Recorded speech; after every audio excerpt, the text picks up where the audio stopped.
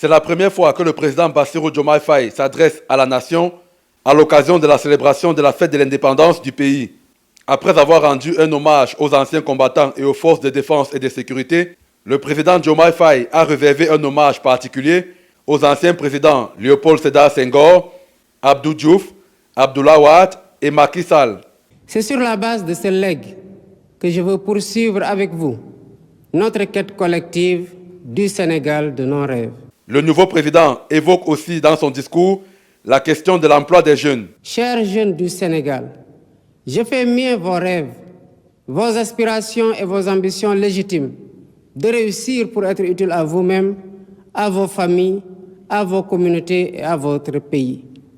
L'éducation, la formation au métier, l'emploi, l'entrepreneuriat des jeunes et des femmes restent des défis majeurs à relever. Il faudra tenir compte du secteur privé national qui est au centre de ses préoccupations, mais aussi du secteur privé international. Par ailleurs, la question de la gouvernance basée sur une communication claire et transparente, les réformes dans l'administration ne sont pas occultées par le nouveau président de la République. Nous avons la responsabilité historique de conforter notre souveraineté en rompant les chaînes de la dépendance économique par le culte permanent du travail et du résultat. Dans cet esprit, l'administration doit agir à tous les niveaux de façon plus accueillante et plus efficace pour les usagers du service public. Nous devons bannir de nos pratiques les procédures et formalités indues qui altèrent l'efficacité de l'État. À ces initiatives énumérées, le président de la République Bassirou Diomaye Faye ajoute l'exploitation des ressources naturelles du pays qui retient particulièrement l'attention de son gouvernement.